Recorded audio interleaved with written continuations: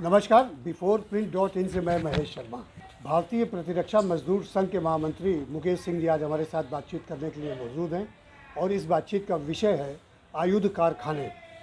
पिछले दिनों देश के 41 आयुध कारखाने, जिसमें लगभग 70,000 से भी अधिक कर्मचारी काम करते हैं, उन्हें सरकार ने 7 कॉरपोरेशन गठित करके अलग अलग विभाजित कर दिया श्रेणीबद्ध तरीके से। और जब इसका विरोध शुरू हुआ तो इसी 30 जून को यानी बुधवार को सरकार ने एक अध्यादेश जारी करके मजदूरों की यूनियन संबंधी गतिविधियों पर रोक लगा दी। यही नहीं, वो हड़ताल तो कर ही नहीं सकते हैं, धरना प्रदर्शन नारेबाजी ये भी गेट पर नहीं कर सकते हैं। अगर ऐसा ये करते हैं तो इन्हें 1 साल की जेल और 10,000 रुपये जुर्माना राशि दोनों या अलग अलग अदा करनी पड़ सकती है। ये एक कहा जाए, बल्कि इन्हीं लोगों के शब्दों में कहा जाए तो एक ड्रैकोनियन ऑर्डिनेंस है ये, जो कि मजदूरों की एक अभिव्यक्ति की आज़ादी पर अंकुश लगाने की ये कोशिश की गई है। और आयुध कारखाने ही देश की रक्षा की नींव है। और हमने जितनी भी लड़ाइयाँ जीती या जो भी जिन लड़ाइयों में आजकल भी आतंकवादियों के खिलाफ जो मुकाबला हो रहा है, उसके हथियार, सारी चीज़ें, एमुनिशंस वगैरह सब इन्हीं आयुध कारखानों से बनकर जाती है। तो इसके साथ ही साथ FDI पर भी गवर्नमेंट ऑफ इंडिया काफ़ी लिबरल है, तो ये तो खैर आगे की बात है। तो आइए इस पर बातचीत करते हैं मुकेश सिंह जी से। मुकेश सिंह जी नमस्कार। मुकेश सिंह जी, अभी जो 30 तारीख को ऑर्डिनेंस जारी हुआ है, आप लोगों की स्ट्राइक, धरना, विरोध, ये सब चीज़ों का विरोध प्रदर्शन आदि पे जो अंकुश लगा है, तो इसको आप किस तरह देखते हैं? देखिए, 30 जून 2021 को भारत सरकार के कानून एवं न्याय मंत्रालय ने जो अधिसूचना जारी की है, जिसमें ये कहा गया है कि किसी भी प्रकार की हम स्ट्राइक नहीं कर सकते हैं, स्ट्राइक करेंगे या स्ट्राइक में इवन हम कंट्रीब्यूशन करेंगे, कोई फाइनेंशियल एड देंगे तो उसमें उससे ज़्यादा सज़ा है, 2 साल की सज़ा होगी और 15,000 का जुर्माना होगा।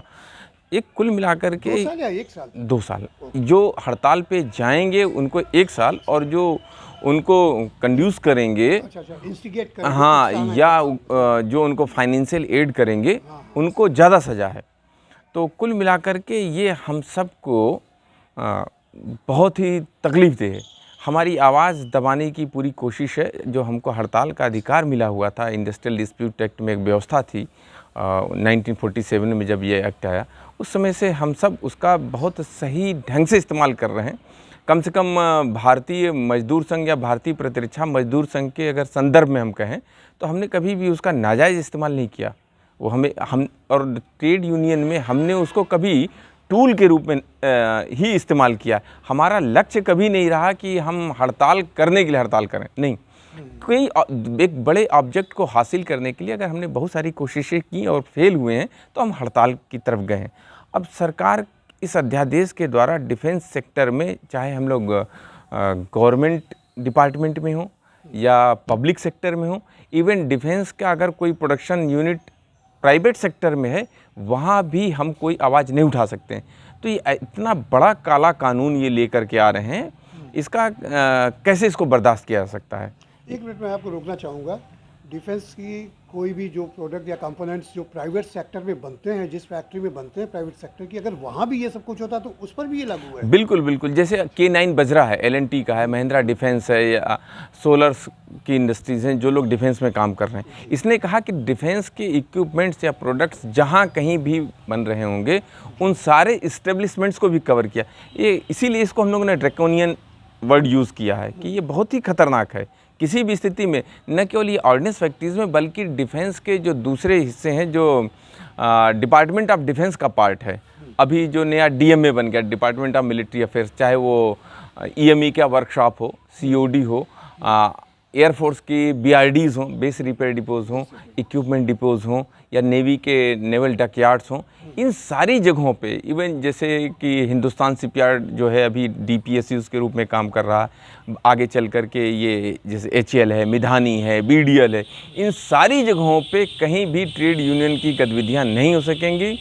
और इन सारे ट्रेड यूनियंस लीडर्स को और उनके समर्थकों को, शुभचिंतकों को बहुत परेशानी में डालने वाला है। अभी आप लोगों ने 8 तारीख को उनको नोटिस देने का निर्णय लिया था, 8 जुलाई को, और शायद 26 जुलाई को राष्ट्रव्यापी स्ट्राइक का इशू आया था, फैसला था आप लोगों का। और इसमें जितने भी बड़े मतलब महासंघ या फेडरेशंस हैं विभिन्न इसके सेक्टर में जो डिफेंस से रिलेटेड हैं, इनका आप लोगों ने एक महासंघ भी बनाया था। तो अब 8 तारीख को आपकी क्या रणनीति होगी? देखिए हम सब नोटिस देंगे? नहीं, उसको थोड़ा सा हम लोगों ने चेंज किया है, क्योंकि अभी 30 जून को ही ये अध्यादेश आया है। इसके बहुत सारे पहलुओं को हम लोग को समझने के लिए, अध्ययन करने के लिए और रणनीति बनाने के लिए हमको समय चाहिए। क्योंकि 26 जुलाई को हमको हड़ताल पे जाना था, इसलिए हमने तय किया था कि हमको स्ट्राइक बैलेट लेने की ज़रूरत नहीं है, ठीक है, क्योंकि हमने स्ट्राइक बैलेट पहले ही लिया हुआ था और 4 अगस्त 2020 इसी इशू के अगस्त में हमने नोटिस दी। वैलिड है, ये वैलिड है, इसलिए जी मुझे मालूम है स्ट्राइक बैलेट आप लोग लेते हैं, ये पूरे ऑल इंडिया लेवल पे जी। और वो उस स्ट्राइक बैलेट के बेसिस पे हमने कहा था कि हम 12 अक्टूबर से अनिश्चितकालीन की हड़ताल पे जाने वाले हैं। उसमें सीएलसी का इंटरवेंशन हुआ और सीएलसी ने कंसिलेशन शुरू किया और सेक्शन 33(1) में आईडी एक्ट के हमको और गवर्नमेंट दोनों को सीज किया कि आप दोनों आगे नहीं बढ़ेंगे। हम लोग उसके ऊपर रुक गए। गवर्नमेंट की ने लेकिन अपना काम जारी रखा। वो उसने कंसल्टेंट अपॉइंट किए, कमिटीज़ को इधर उधर सर्वे कराया, फैक्ट्रियों के अंदर विजिट कराया। कुल मिलाकर के उनकी तरफ से वायलेशन होता रहा सेक्शन 33(1) का। हम उसको एकदम, चूँकि गवर्नमेंट एम्प्लॉई हैं, हम सब हमेशा कानूनी ढंग से काम करते हैं, आदत है हमारी, हमारे स्वभाव में शामिल है।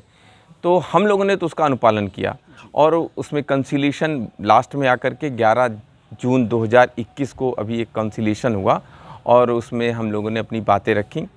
कंसिलेशन अफसर जो चीफ लेबर कमिश्नर थे, उन्होंने कहा कि हम सरकार से पूछेंगे कि आप ऐसा वायलेशन क्यों कर रहे हैं और हम अपना वर्डिक्ट देंगे।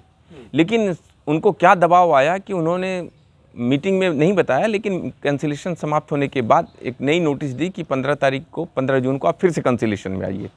हमने उसका प्रोटेस्ट किया कि ऐसा तय नहीं होता, आपने कहा था कि हम सरकार से पूछेंगे और हमारी शिकायतों का निवारण करेंगे।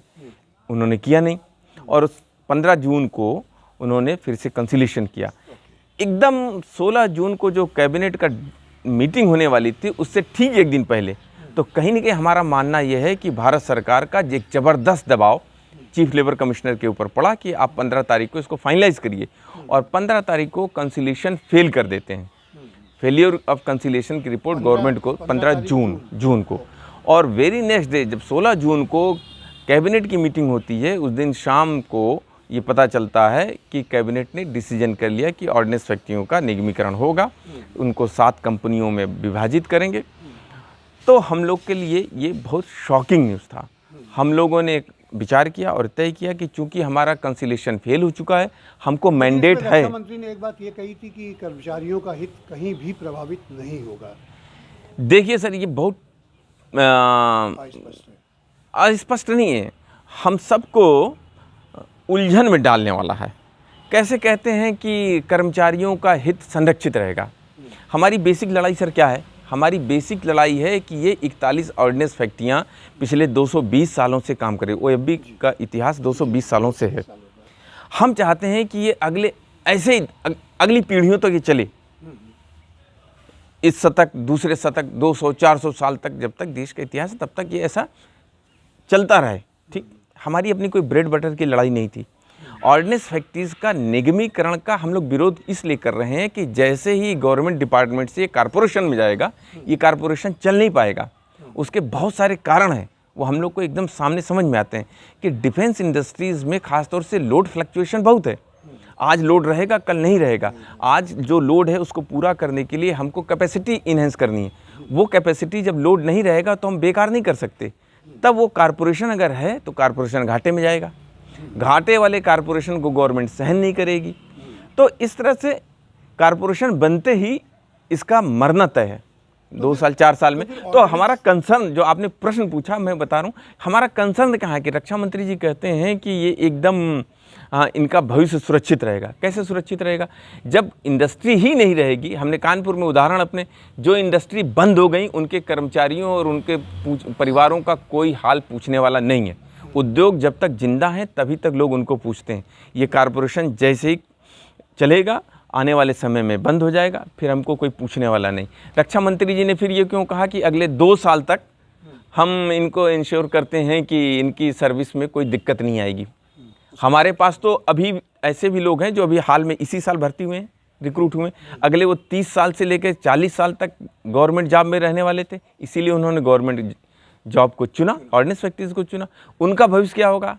अगर माननीय रक्षा मंत्री जी को इतनी हमारी चिंता थी तो अपनी तरफ से ये कहते कि आज का जो कर्मचारी है, जो आज ऑर्डिनेंस फैक्ट्री में गवर्नमेंट डिपार्टमेंट में काम कर रहा है, उसकी रिटायरमेंट तक वो सारे के सारे उनकी सेवा नौकरियां सुरक्षित रहेंगी, वो काम करते रहेंगे। नंबर 1।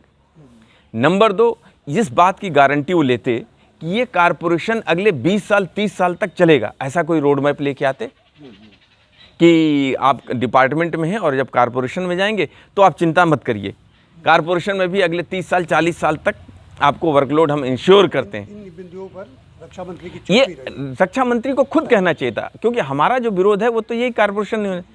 तीसरा ये था कि हम जो आज गवर्नमेंट के एम्प्लॉई हैं उनमें 2 कैटेगरी के लोग हैं। वो जो 1 जनवरी 2004 के भर्ती हुए, जो सीसीएस पेंशन रूल से गवर्न होते हैं, और जो 1 जनवरी 2004 को या उसके बाद भर्ती में जो न्यू पेंशन स्कीम से गवर्न होते हैं। भारत सरकार को आगे बढ़ना चाहिए था, बोलती कि ठीक है आप ऐसा करिए, हम जो एनपीएस के कर्मचारी हैं इन सब को कारपोरेशन में जाते ही ओल्ड पेंशन स्कीम में लेके जाएंगे। एक बड़ा दिल दिखाते कि ये सारे के सारे ओल्ड पेंशन स्कीम में हो जाएंगे, कारपोरेशन में रहेंगे, इनको चिंता करने की जरूरत नहीं, भारत सरकार इनके पीछे खड़ी है।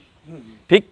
और एक इशू और था कि माननीय रक्षा मंत्री जी ये भी कह देते कि तुम्हारा एक बहुत पुराना इशू है जिसमें कंपैशनेट ग्राउंड अपॉइंटमेंट्स की बात करते हो, वन टाइम रिलैक्सेशन दे करके जितने भी कंपैशनेट ग्राउंड अपॉइंटमेंट्स के केसेस हैं वो सारे के सारे हम वन टाइम में फिलअप कर देंगे। ये बातें अगर वो ले करके आते तो हमको लगता है कि माननीय रक्षा मंत्री जी ने कुछ विचार किया है और हम उस प्रपोजल के ऊपर हम सोचते कि गवर्नमेंट का जो इंटेंशन है वो अच्छा है। आज की तारीख में हम कैसे विश्वास कर लें? आप बताइए कि जहाँ 2 साल की बात कर रहे हैं, मैं खुद ट्रेड यूनियन लीडर हूँ और मेरी खुद ही 8 साल नौकरी बची हुई है। इन 2 साल के बाद मैं क्या करूँगा? और मेरे जैसे हजारों लोग हैं, उनके भविष्य का क्या होगा? तो न केवल पुराने लोगों की बल्कि नए लोगों के बारे में भी गंभीर समस्याएं हैं।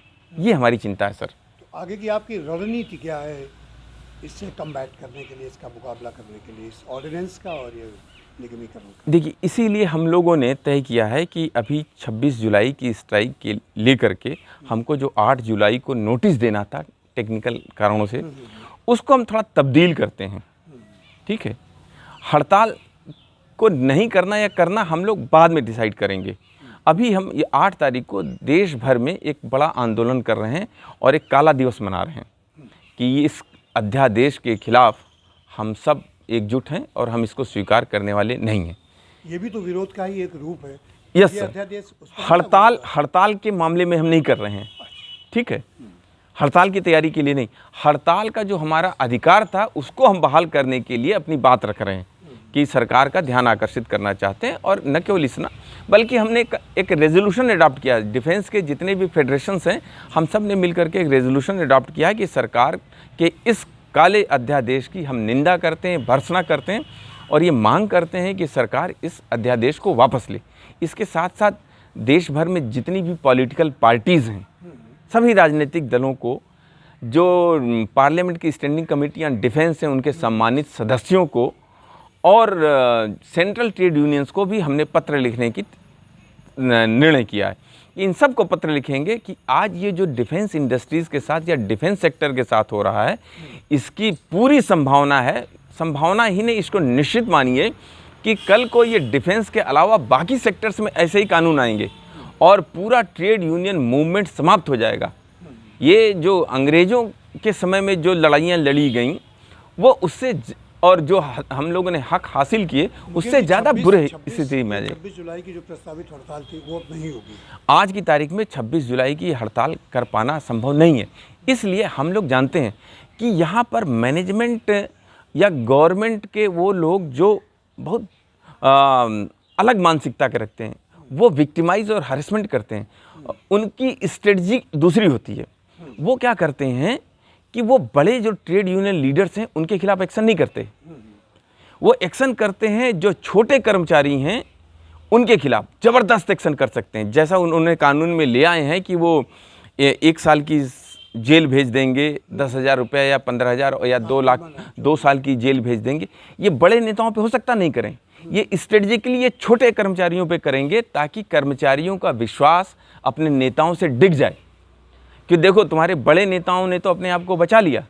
इन परिस्थितियों से बचने के लिए कि नहीं, इस लड़ाई को हम बहुत आसानी से नहीं ख़त्म कर सकते हैं। एक बात अभी आपने ये कही थी कि आप पॉलिटिकल पार्टीज़ की शरण में जाएंगे, उससे बात करेंगे। जी। जो पार्लियामेंट की डिफेंस सब कमेटी है उसके मेंबर। जी जी जी। ये एक पॉलिटिकल मूव आपका जो होगा जी, ये अच्छी बात है, लेकिन कहा यह जाता है कि जो संघ परिवार है, आरएसएस फैमिली है, उसमें जो भी संगठन है उसमें भारतीय मजदूर संघ भी एक संगठन है जिसके आप हिस्सा है, प्रतिरक्षा मजदूर संघ। जी।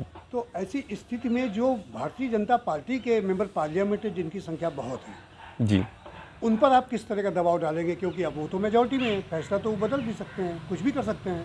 आप लोगों से प्रतिरक्षा मजदूर संघ के प्रतिनिधियों को विश्वास में लिए बगैर इतने कड़े कड़े फैसले हो रहे हैं, इसको आप क्या कहेंगे, किस नज़र से देखते हैं? सरकार का जो काम करने का तरीका है वो वन वे कम्युनिकेशन का मुझे लगता है। नीति आयोग में बैठे हुए कुछ लोग पीएमओ ऑफिस से बात करते हैं और वहाँ से अपनी नीतियों को थोपते हैं। हम लोगों ने अपनी तरफ से बहुत कोशिशें की, ऐसा नहीं कि हमारे शुभचिंतक नहीं हैं। हमने एक cross the party line BJP और बीजेपी के बाहर के भी सांसदों से अप्रोच की, उनसे बात की। बीजेपी के तमाम सारे सांसद हमारे इश्यूज़ पे बहुत कंसर्न दिखाते हैं, उन हमारी चिंताओं से उनका सरोकार है और वो चाहते भी हैं। लेकिन जो आज का पॉलिटिकल सिनेरियो है इसमें वो कुछ कह पाने की स्थिति में नहीं है। बहुत हमसे ज़्यादा दयनीय स्थिति हमारे सांसदों की है। थोड़ा सा स्पष्ट कीजिए, जो आज का पॉलिटिकल सिनेरियो है इसमें वो कुछ कह पाने की स्थिति में नहीं है, वो इसका क्या मतलब है? इसका मतलब ये है कि जो सरकार में लोग हैं उन तक वो अपनी बात नहीं पहुंचा पा रहे हैं। क्यों नहीं पहुंचा पा रहे? क्या एक वहाँ पर लोकतंत्र की बहाली नहीं है उस पॉलिटिकल पार्टी के भीतर जिसकी वैचारिक धरातल पर आप लोग एक हैं? नहीं, ये ऐसा नहीं कह सकते कि लोकतांत्रिक व्यवस्था नहीं है। व्यवस्था अपने परिवार में कुछ इस ढंग की है कि शीर्ष नेतृत्व की तरफ से जो डिसीजंस होते हैं, वन साइडेड होते हैं, जो डिसीजंस होते हैं उन डिसीजंस को चैलेंज नहीं किया जाता। ये एक कल्चर है। डिसीजन होने से पहले जो कंसल्टेशन होता है, उस कंसल्टेशन में जो बातें अपनी कह सकते हैं वो उनको मालूम होगा कि उन्होंने कही या नहीं कही। इतना बड़ा फैसला लेने से पहले आपको क्या नहीं लगता कि सरकार को सभी जो भी फेडरेशंस हैं इंक्लूडिंग आपका जी, तो उनको विश्वास में लेना चाहिए था? निश्चित रूप से ये हमसे संबंधित है, हमसे बात करनी चाहिए थी। और हम तो बार बार इस सरकार को बता रहे हैं कि आप जो कारपोरेशन करके हासिल करना चाहते हैं ये एक दिवा स्वप्न है, आप काल्पनिक लक्ष्य लेकर के चल रहे हैं। हमने एक उदाहरण दिया सरकार को कि माननीय प्रधानमंत्री जी ने 3 मार्च 2019 को कोरबा में, अमेठी में एक Indo Russian rifle private limited का शिलान्यास किया और ये उम्मीद किया कि इसका उत्पादन होगा। 2 साल बीतने के बाद प्रधानमंत्री के द्वारा, माननीय नरेंद्र मोदी जी के द्वारा जिसका समर्पण किया गया हो, उसमें आज तक एक कील नहीं बन सकी। वो कौन लोग हैं जो इस तरह की योजनाएं लेकर के आते हैं? ये कह रहे हैं कारपोरेशन बना देंगे और सारी समस्याओं का समाधान। प्रोडक्शन अभी तक शुरू नहीं हुआ, एक पैसे का कोई अभी तक तो गवर्नमेंट जो ज्वाइंट वेंचर है, ये पहला ज्वाइंट वेंचर है ऑर्डिनेंस OFB का, उसमें कोई काम नहीं हुआ। अभी तक ये भी डिसाइड नहीं हो पाएगा किस रेट से कितनी गन हम यहाँ पे बनाएंगे। AK-203 का उत्पादन करना है। तो ये स्थितियाँ हैं। और जहाँ तक कारपोरेशन में हल ढूंढने वाले लोगों की बात करते हैं तो आप उनसे पूछे कि नेशनल टेक्सटाइल कारपोरेशन कानपुर में है, क्यों बंद हो गया? वहाँ के कर्मचारी और वहाँ का उद्योग क्यों बंद हो गया? कानपुर में ही दूसरा कारपोरेशन है BIC, ब्रिटिश इंडिया कारपोरेशन। अगर कारपोरेशन हल हैं तो देश भर के 73 कारपोरेशन घाटे में क्यों हैं? वो बंदी की कगार पे क्यों पहुँच रहे हैं? तो ये तो ऐसा है कि हम लोग इसको कहते हैं कि कुछ कृषि वैज्ञानिक ऐसे हैं जो सिर्फ धान की खेती किए रहते हैं। उन्होंने देखा कि धान को पहले एक जगह बीजा डाल दो, जब थोड़ा सा पौधा बड़ा हो जाता है उसको उखाड़ करके दूसरी जगह लगा देते, जिसको बोलते हैं रोपनी। और ऐसे ही कृषि वैज्ञानिक गेहूं की बुआई कर रहे हैं कि एक जगह पहले बीजा डाला, उसको जब बड़ा हुआ तो उखाड़ करके दूसरी जगह लगा रहे हैं। उनके पता नहीं गेहूं और धान में अंतर होता। हम पैदाइशी गवर्नमेंट डिपार्टमेंट में हैं, हमको आप कारपोरेशन में ले जाएंगे तो हम नहीं सस्टेन कर सकते। इसके लिए बेहतर ये होता कि नए कारपोरेशन आप बनाते और वो डिफेंस का प्रोडक्शन करते रहते। आप ऑलरेडी पहले से 9 कारपोरेशंस काम कर रहे हैं। अच्छा, एक अंतिम प्रश्न आपसे ये है कि मैंने शायद आप ही किसी चैनल में बोल रहे थे कि आप इस पूरे इशू को, उसके जो लीगल एस्पेक्ट है, उसका जो वैधानिक पहलू है, उस पर भी विचार विमर्श करने के बाद आपकी आगे की रणनीति बनाई जा सकती है। जी। उस पर क्या चल रहा है? नंबर एक तो ये अभी संसद से ये पास नहीं हुआ, कानून नहीं बना, अध्यादेश है, माननीय राष्ट्रपति महोदय जी का के आदेश से जारी हुआ है। तो हम सब की कोशिश ये रहेगी कि भारतीय मजदूर संघ के नेतृत्व में हम लोग महामहिम राष्ट्रपति जी के पास जाएं, एक डेलीगेशन लेकर के, और निवेदन करें कि देखिए इसके बहुत दूरगामी परिणाम होंगे। इतिहास में अंकित हो जाएगा कि एक ऐसा काला कानून आपके हस्ताक्षर से अध्यादेश के रूप में जारी हुआ। नंबर एक, क्योंकि वो रक्षा के मामले में तो सर्वोच्च सेनापति भी हैं, हमारे सर्वोच्च कमांडर हैं, तो इसलिए भी उनकी जिम्मेदारी बनती है। उनको जब अगर पता होगा, तो बहुत सहृदय व्यक्ति हैं, बहुत विद्वान व्यक्ति हैं हमारे राष्ट्रपति, तो मुझे लगता है कि जब उनके संज्ञान में ये चीज़ें लाएंगे, हमारी कंसर्न्स उनके पास पहुंचेंगी, तो हो सकता है इस पर पुनर्विचार करें। और दूसरा ये है कि सुप्रीम कोर्ट और हाई कोर्ट के सामने भी हम जाने की बात कर रहे हैं कि ये देखिए कैसे इस तरह की चीज़ें लाई जा रही हैं। सरकार को ठीक है, उसको अध्यादेश लाने की या संविधान में उसको ताकत दी है कि वो पार्लियामेंट के अंदर कानून बना सकते हैं, लेकिन उसी संविधान में कोर्ट को भी अधिकार प्राप्त है कि उनकी समीक्षा कर सकते हैं। तो आप समीक्षा करिए कि ये क्या ज़रूरी है। पिटीशन में भी जा सकते हैं। हम इसके लिए जी, हम लोग इसके लिए भी विचार कर रहे हैं। इसके लिए थोड़ा टाइम चाहिए, इसीलिए हमने कहा कि अभी 26 जुलाई की स्ट्राइक के बजाय हम स्ट्राइक के अधिकार के लिए लड़ना चाह रहे हैं कि तुरंत हमको स्ट्राइक का अधिकार मिले और फिर हम लोग स्ट्राइक पे जाने की तैयारी करें। ये हमारा उद्देश्य है sir. Thank you very much Mukesh ji. तो ये थे मुकेश जी जिन्होंने हमें बताया कि प्रतिरक्षा मजदूर संघ क्या कर रहा है, जो आयुध कारखानों के निगमीकरण को लेकर के, और जो हड़ताल और प्रदर्शन और किसी भी तरह के विरोध पर प्रतिबंध के लिए अध्यादेश लाने की कार्रवाई, जिस पर कि जेल और जुर्माने की भी बात कही गई है, तो इनकी क्या रणनीति होगी, इस पर चर्चा हुई। और मैं बल्कि इनकी बात को अगर 2 लाइन में समेटना चाहूँगा तो ये कहूँगा कि मुसलसल दुश्मने जहाँ की निगहबानी में रहना है, जहाँ घड़ियाल रहते हैं उसी पानी में रहना है। अगर आपको हमारा वीडियो पसंद आया हो तो इसे लाइक करें, सब्सक्राइब करें और साथ ही बेल आइकन दबाना ना भूलें।